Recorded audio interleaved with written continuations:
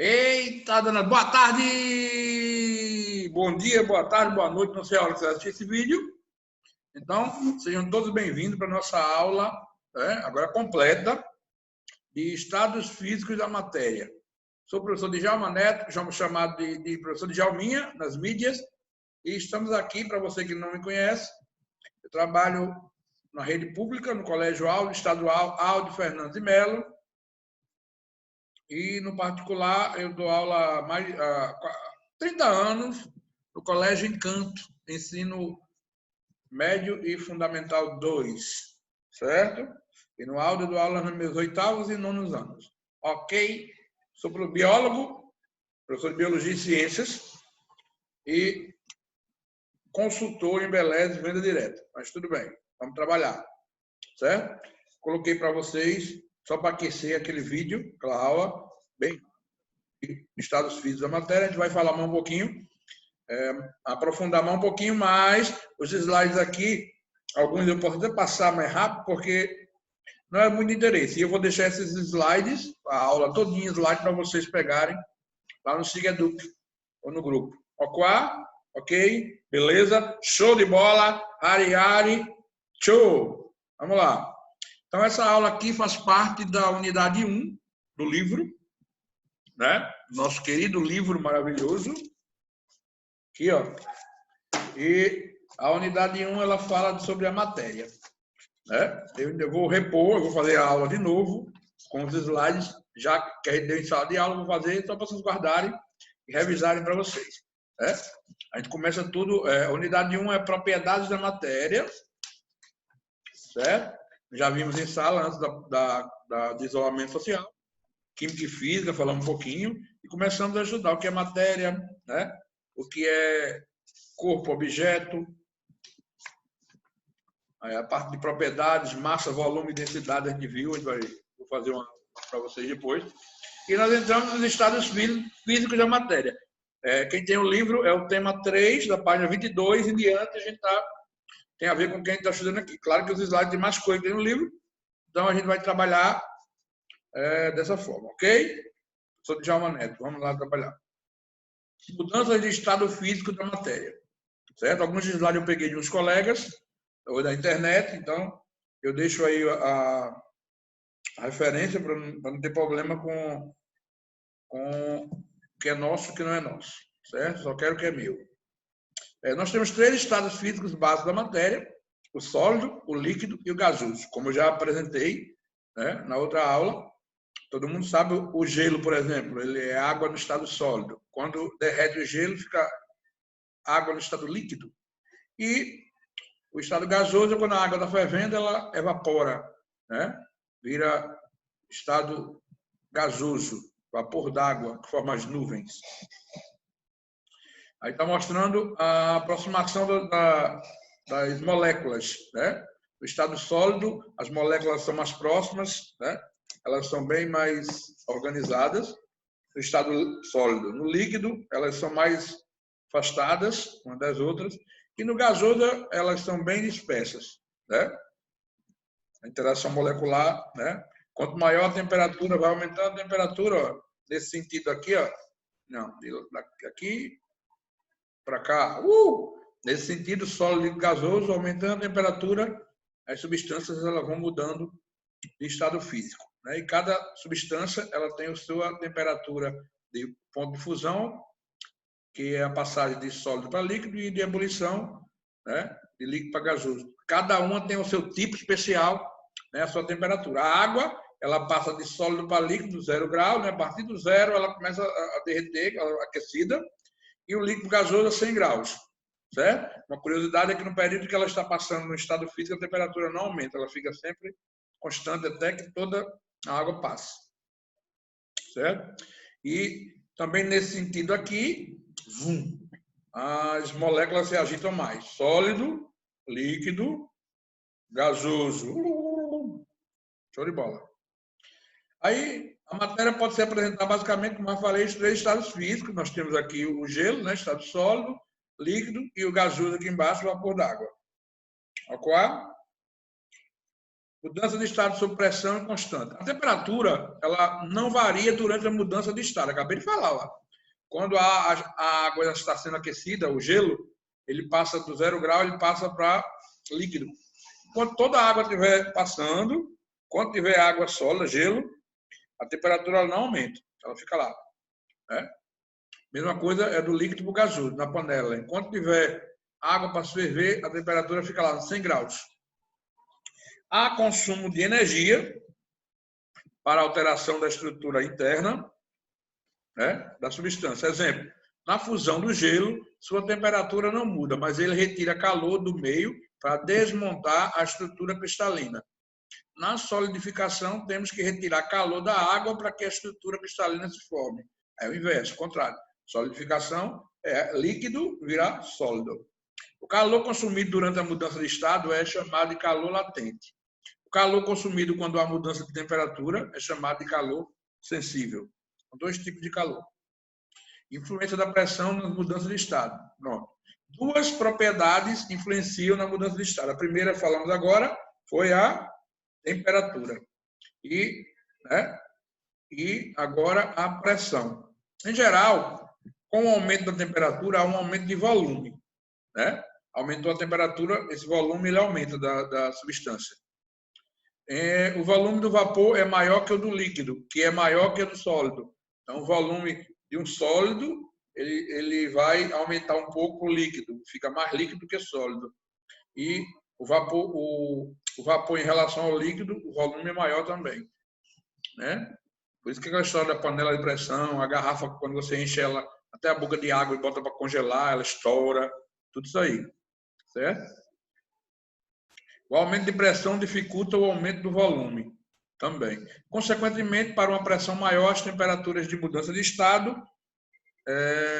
são maiores. Essas são coisas que a gente vai aprender. É o caso da água, né? A água próxima do ponto de congelamento é uma importante exceção. O gelo, ao se formar, tem uma densidade menor que a da água, o que faz flutuar. Aquela história que eu falei do lago, né? Por isso uma garrafa cheia de água se rompe ao ser congelada, como a gente falou. E o lago que eu falei.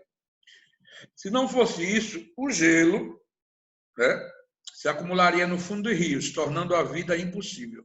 O gelo na superfície atua como um isolante térmico, evita que a temperatura ela baixe rápido demais. Né? Aí, como eu falei, nós temos 3 estados físicos da matéria, mas foi descoberto, né, mais alguns. Foi descoberto mais 2. Daí uma coisa mais avançada, eu vou falar para vocês. Mas eu cobrei na atividade passada, algumas pessoas me perguntaram sobre o plasma. Né? Existem 5 estados conhecidos da matéria: o sólido, o líquido e o gasoso. O plasma e o condensado de Bose-Einstein, ou luz líquida. Olha que coisa linda, luz líquida. A principal diferença nas estruturas de cada estado está na densidade das partículas. Né? No estado sólido, esse primeiro aqui, ó, a força coesiva da matéria é forte, suficiente para manter as moléculas ou átomos na posição dada, restringindo a modalidade térmica, dependendo do calor. No líquido, tem mais energia cinética que o sólido, né?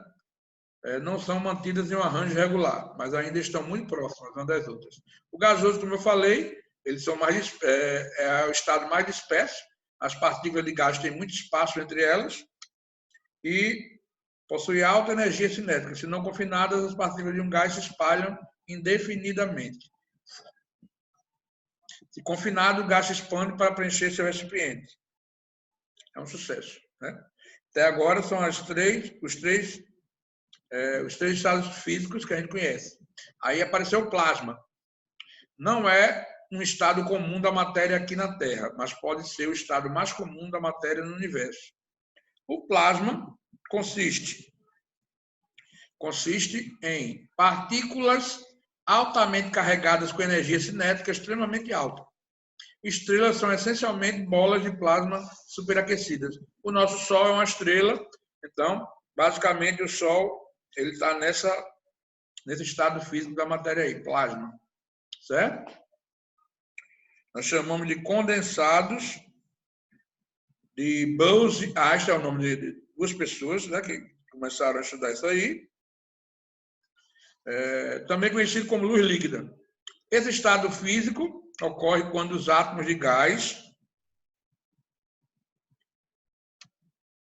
esse estado de gás com densidade baixa são resfriados até quase zero absoluto, né? Menos 273,15 graus Celsius ou 0 Kelvin.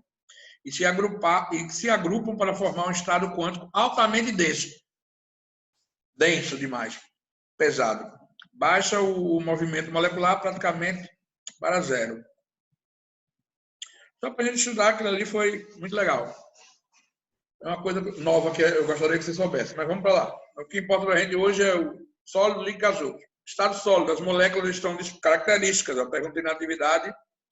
Estado sólido, as moléculas estão dispostas com regularidade em um arranjo denominado retículo cristalino.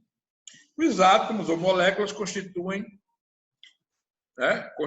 o estado sólido e estão sujeitos à força de coesão. Coesão é a aproximação muito grande. Ficam próximas as moléculas umas das outras, devido à pequena distância entre as moléculas. Então, elas são bem próximas no estado sólido. Aí vai diminuindo essa proximidade até chegar no gasoso. A forma e o volume são bem definidos. As substâncias sólidas, elas têm aquela forma dela e o volume dela é bem definido. Praticamente são incompressíveis, difícil de ser pressionado, sofrer pressão. Aí, ó, mostrando a molécula rígida, unida, né? Como fosse um retículo cristalino. Sólido, forma e volume definido, já falamos. Estado líquido. As interações entre as moléculas têm menor intensidade, devido à maior distância em relação ao estado sólido. No estado sólido, as moléculas são bem próximas. No líquido, elas já estão mais distantes. Né? Essas moléculas apresentam movimentação mais acentuada. A forma é definida, mas o volume é bem definido. A forma é o contrário. A forma é indefinida. Né? No caso, o líquido ele fica no formato do recipiente que você colocar. Com um formato redondinho, o líquido fica redondo. Aí vai. O quadrado, o triangular, depende dele. Mas o volume é o mesmo. Você pode mudar ele de vidro quadrado, mas o volume, a quantidade de líquido vai ser a mesma. Também é praticamente incompreensível, quer dizer, difícil de ser pressionado, sofrer pressão. Estado líquido. Maior liberdade de movimento das moléculas, está aí, apenas volume definido.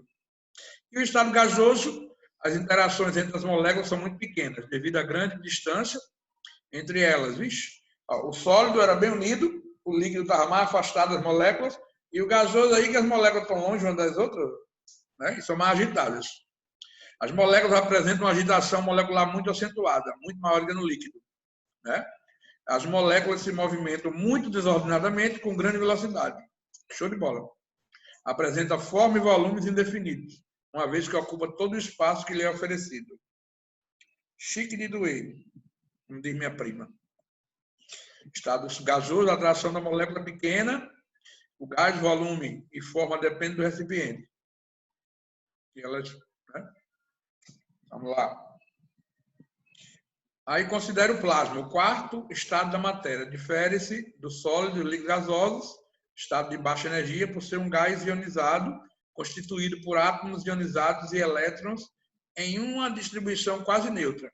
Concentrações de íons positivos e negativos praticamente iguais. A pequena diferença de cargas torna o plasma eletricamente condutível. Ele é condutor de eletricidade, fazendo com que ele tenha uma forte resposta a campos elétricos. O relâmpago, ele é plasma, viu, gente? Aí tem vários exemplos aí de plasma, a temperatura, quanto maior a temperatura, é pela densidade da partícula. A aurora boreal, uma chama, né? Espaço interestelar, nós vemos a luz neon, luz fluorescente, descargas atmosféricas com raios, né? Aí a coroa solar, nebulosas, confinamento magnético para fusão, confinamento inércia para fusão, centro do Sol, tudo isso aí.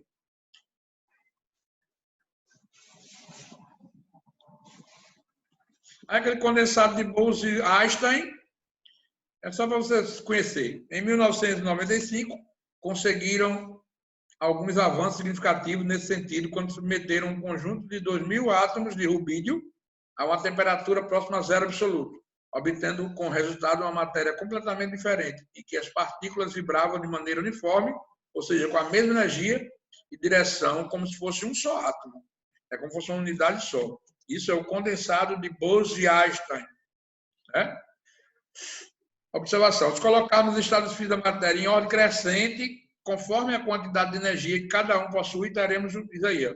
Primeiro, o condensado de Bose-Einstein, aí depois vem o estado sólido, líquido, gasoso e o plasma no final. Show de bola. Né? Já falamos dele aí. Existe também um superfluido de polaritons. Essas são coisas que ele vai ver na vida. Mais uma imagem, né? O quinto estado, que é o condensado, não existe na natureza, né? Eles são criados em laboratório, mas são possíveis de colocar. O plasma lá, a temperatura altíssima, em ordem de 10 mil graus Celsius, usado possui carga elétrica, move-se caoticamente, desordenadamente, espalham-se para todas as direções. A cerca de 15 mil quilômetros por hora, só isso, viu? Estado da matéria das estrelas. Show de bola. Mudança, aí é a aula da gente vai começar agora. Né? Ali é só para a gente saber o que era matéria, quais os estados físicos. Né? Aqui ele vai estudar as mudanças. Como é que muda? O que faz uma substância ela mudar de um estado para outro? Sólido para líquido, líquido para gasoso, gasoso para líquido, líquido para sólido, gasoso para sólido, sólido para gasoso direto. Aí vamos ver isso aí. A fase em que uma substância se encontra é função da pressão e da temperatura que a substância está sujeita. Bom, na temperatura ambiente, a maioria das substâncias elas estão no estado físico. Mas ela pode, né? Aqui, a temperatura que a gente está aqui no ambiente, temperatura ambiente, média de 36 graus, igual o corpo da gente, né? 36, 40 graus. Então, se eu pegar, por exemplo, o meu celular, ele é sólido na temperatura ambiente. Mas, se claro, se eu aquecesse ele, ou baixasse a temperatura, alguma coisa podia acontecer, ele mudaria de estado. Se eu pegar essa caneta do mesmo jeito, se eu pegar uma pedra do mesmo jeito, se eu pegar Dorivaldo, vem cá, menino. Tá brabo, hein? Dorivaldo. Ó, Dorivaldo tá dizendo aqui pra gente, bichinho, que a mudança de fase ela depende de temperatura e pressão. Aí, se eu perguntar na atividade, Dorivaldo, quais as duas propriedades que são indispensáveis na mudança de um estado físico da matéria, de uma substância de um estado para outro? É muito fácil, é fácil demais. Claro que é a pressão e a temperatura. Muito bem, você é muito legal. Gosta de dançar? Claro que eu gosto, eu danço cordel. Muito bem. Esse ano não tem cordel não, mas vamos lembrar, né? Vou fazer uns vídeos, ok? Aguenta aí um pouquinho, senta aqui do lado, para quando eu chamar você de novo. Certo? Então, é importante, como ele disse, que a pressão e a temperatura, vou perguntar isso em atividade, você vai saber quais as duas propriedades que são importantes para a mudança de fase de uma substância. Vocês vão dizer o quê? Primeiro pressão e depois temperatura, certo? Aí são as mudanças de estado comuns. No caso, eu coloquei a água, né? Mas pode ser qualquer matéria. Sexto ano, a gente trabalha a mudança do estado físico da água. A qualquer substância que tiver na natureza, elas passam também de acordo com a temperatura. Agora, tem substância que a temperatura é muito alta, né, para ela mudar de estado físico, né? Então, é difícil. O ferro ele tem que ser fundido, né? É uma temperatura altíssima para ele ser fundido, ele passar do sólido para o líquido, imagina para o gasoso. Certo? Nós temos algumas mudanças de estado físico. As quatro mais comuns: fusão, vaporização, solidificação, liquefação ou condensação e a sublimação. Né? E nós temos a vaporização dividida em três tipos: ebulição, evaporação e calefação. Vamos falar em breve. Né? Quando a água passa do sólido para o líquido, essa passagem é chamada de fusão. Certo? Ela é o gelo derretendo, por exemplo. Né? A água líquida virando gasoso, virando vapor d'água, o estado físico muda. Então, nós chamamos a mudança de vaporização. Aí, isso tudo acontece com o quê? Ó, aumento de temperatura nessa direção, estado sólido, líquido, gasoso. Quanto mais a temperatura aumenta, a mudança de estado vai acontecendo. De sólido para líquido, líquido para gasoso. Aumentar a temperatura, a gente se confunde. Esquentar, ficar mais quente. Né? A temperatura aumenta. Aí acontece ao contrário. Ao contrário, quando esfria o ambiente, né? Aí acontece a mudança de estado ao contrário. Gasoso para líquido, líquido para sólido. Quando você passa do estado gasoso para o estado líquido, a gente chama isso de condensação. Certo? As nuvens, por exemplo, quando começa a chover, vapor virou água líquida. Então, é condensação. E o estado líquido para o sólido é solidificação. Quando você bota a água no congelador, quando vai olhar, virou gelo. Solidificação. Baixando a temperatura, gelando, congelando, certo? Esfriando. Isso baixa. Quando a gente aquece, quando a gente aumenta a temperatura, isso faz mudar ao contrário. Sólido para líquido, líquido para gasoso. A água ela passa do estado sólido para o líquido a 0 grau e passa do líquido para o gasoso a 100 graus. É o ponto de fusão e o ponto de ebulição. Certo? E a gente pode ter uma passagem direta de sólido para gasoso, que chamamos de sublimação, e de gasoso para sólido, resfriamento, sublimação. Também chamado de cristalização. Aí vem a fusão e a solidificação, são contrários. Em uma dada pressão, cada substância possui a sua temperatura de fusão. Sob pressão constante, a temperatura do corpo permanece constante durante a fusão. Em um diagrama, pressão versus temperatura, a curva de fusão representa os pontos de coexistência entre o estado sólido e líquido para uma determinada substância. O aspecto dessa curva é diferente de substâncias que se expandem na fusão e substâncias que contraem na fusão. Daí é mais ou menos, olha, o gráfico, olha a curvinha vermelha aí, subindo, pressão por temperatura. Nota que quanto maior a pressão sobre a substância, maior essa temperatura. Aqui está mostrando isso. Pressão sobre aqui, temperatura para cá. As substâncias com temperatura acima do ponto de fusão encontram-se no estado líquido. As substâncias com temperatura abaixo do ponto de fusão encontram-se no estado sólido. O gelo, 0 grau, abaixo ele é sólido, acima ele é líquido. 100 graus, mesma coisa. Líquido, ele abaixo é líquido, acima de 100 graus ele é gasoso. Quem já viu, vamos passar um pouquinho. Qual é o estado físico da substância representada em B? Está líquido, que abaixo é sólido, em cima é líquido. Isso explica a situação de você patinar no gelo e a camada de gelo ficar só na superfície, que a gente já estudou, né? Existe um experimento que faz assim, a gente chama de regelo, experiência de Tyndall. Consiste em pendurar um fio com metal fino, com pesos adequados nas pontas, sobre o bloco de gelo. O arame atravessa a barra sem decepá-la. Ele é passando e congela de novo em cima. Olha como é que acontece. A pressão elevada exercida pelo fio baixa o ponto de fusão do local, naquela área onde ele está cortando. O fio passa pela camada líquida. Após a passagem do fio, a pressão volta ao normal e o ponto de fusão aumenta, congelando de novo. E voltando ao normal. Então, não vai ter... Congela do mesmo jeito e os pesos vão sair até terminar aqui embaixo. Legal, né? Experimento. Vamos fazer um dia. Aí, sobrefusão ou superfusão é o fenômeno no qual um líquido é mantido em seu estado de agregação em uma temperatura inferior ao seu ponto de solidificação. Ao se resfriar um líquido, suas moléculas se organizam para formar a estrutura cristalina do estado sólido. Algumas moléculas não conseguem se posicionar e as substâncias permanecem no estado líquido, mesmo estando abaixo da temperatura de fusão. Qualquer perturbação no sistema gera energia suficiente para que as moléculas se organizem e a substância mude para o estado sólido. Fusão, já vimos, estado sólido para o estado líquido, solidificação ao contrário, estado líquido para o estado sólido. Ponto de fusão é igual ao ponto de solidificação, 0 graus. Certo? Tem uma questão, vocês depois vão passar para o caderno, né? Uma pessoa, ao retirar uma garrafa de cerveja do freezer, notou que ela estava bem gelada. Fez isso segurando-a pela chapinha. Ao servir, segurou a garrafa pelo seu centro e notou que ela havia congelado ou ficado parcialmente solidificada. Assinale a opção que melhor explica essa passagem de estado físico de líquido para parcialmente sólido.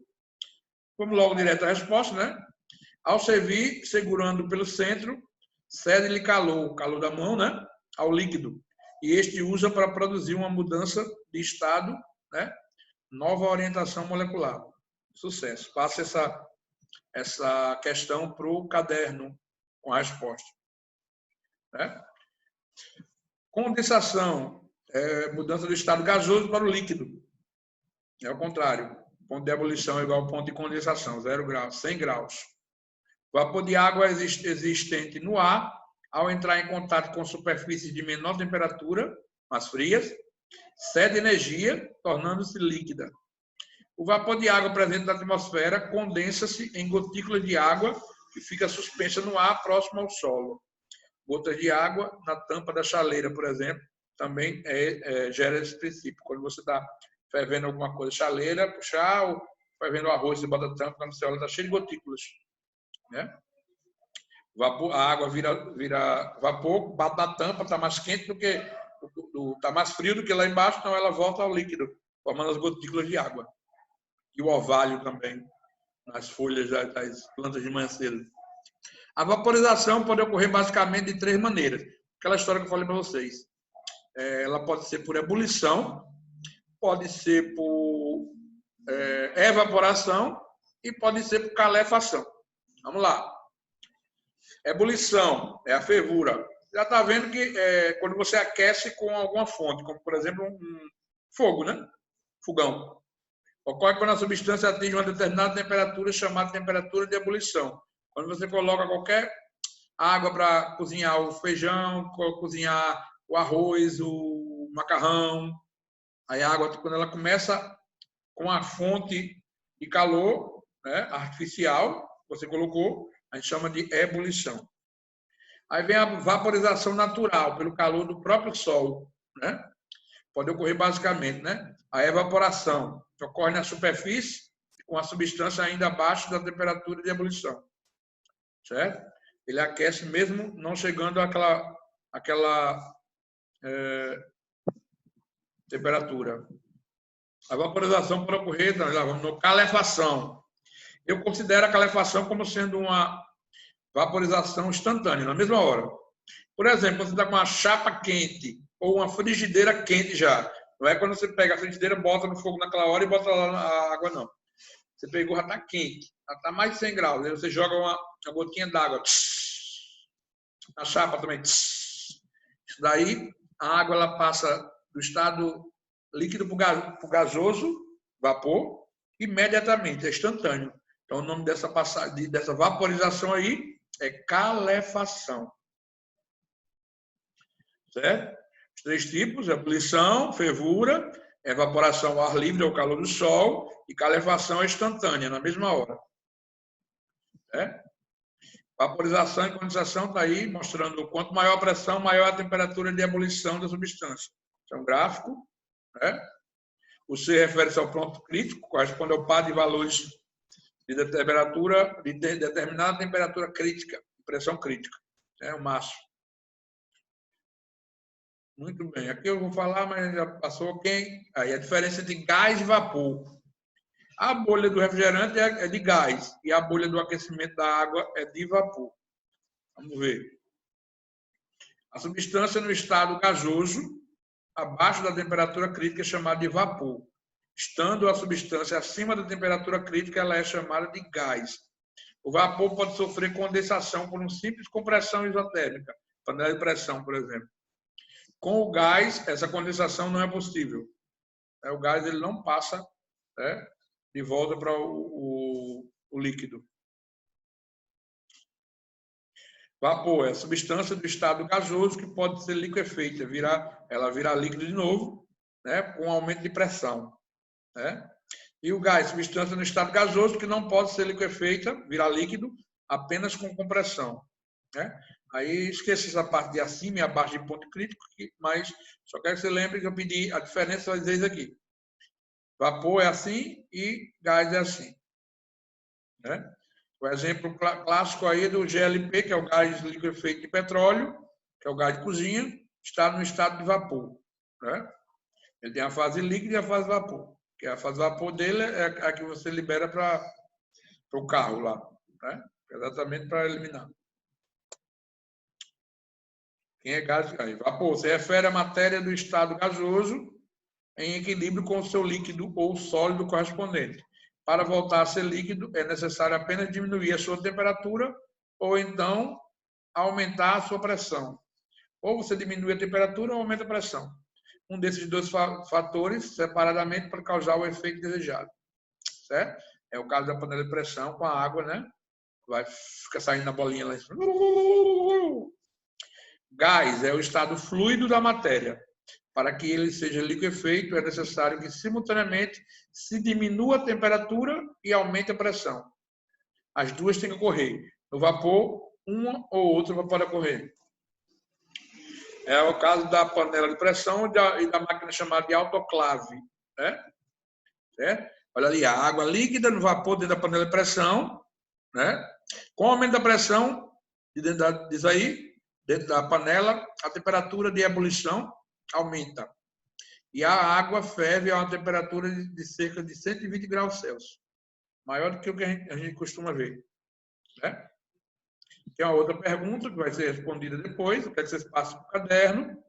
Essa pergunta, com um desenhozinho, faça o desenho da panela de pressão, a parte líquida embaixo, a parte sólida, ou a parte gasosa, o vapor em cima. Depois vocês passam esse gráfico e respondem a partir dessas alternativas aí. Copie tudo aí, viu? O bichinho para ser chato, me atrapalhar. Ok? Outra questão, descoberta do sexto estado físico, já falamos dele, né? Então, também você vai passar para o caderno, responder aqui, ó, já com a letra certa, né? Marcada. Mais uma questãozinha para passar para o caderno. Resposta também passa para o caderno.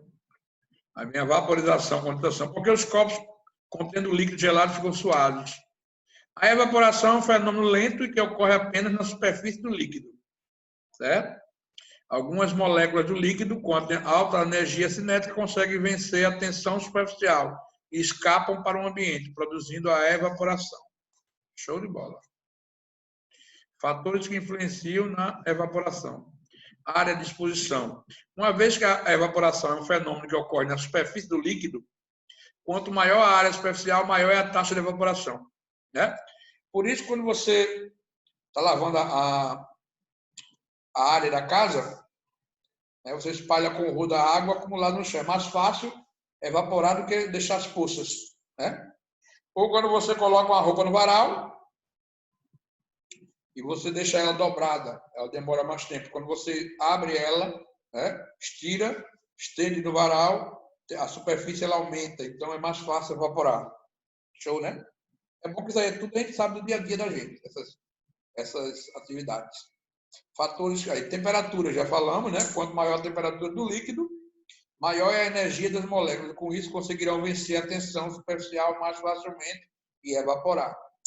Por exemplo, quanto mais quente estiver uma xícara de café, maior é a quantidade daquela fumacinha que se forma sobre a superfície do café.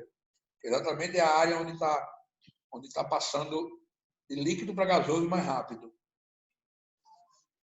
Pressão de vapor é outra característica importante. A pressão de vapor corresponde à pressão que o vapor de uma certa substância exerce sobre sua superfície. Algumas moléculas escapam do líquido enquanto outras retornam para ele. Quando o número de moléculas saindo do líquido é maior que o número de moléculas retornando, a pressão de vapor está aumentando. Quando o número de partículas saindo do líquido é igual ao número de partículas retornando, a pressão de vapor é máxima, a pressão de saturação. É besteira. Só para vocês saberem. Aí, mais uma vez, ó, fatores que influenciam na pressão.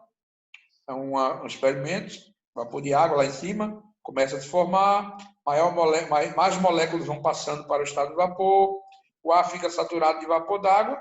Para que uma molécula de água passe para o estado de vapor, outra deve ser condensada. Então, é trocando, né, o líquido pelo gasoso. Né? Pressão máxima de vapor, já falamos lá atrás. Do mesmo jeito, o que isso tem a ver com a cozinha? Pense um pouco. Para a água ferver, a pressão de vapor deve ser igualar à pressão atmosférica. Quanto menor for a pressão atmosférica, mais rapidamente essa igualdade acontecerá. E menor será a temperatura da água para que ocorra.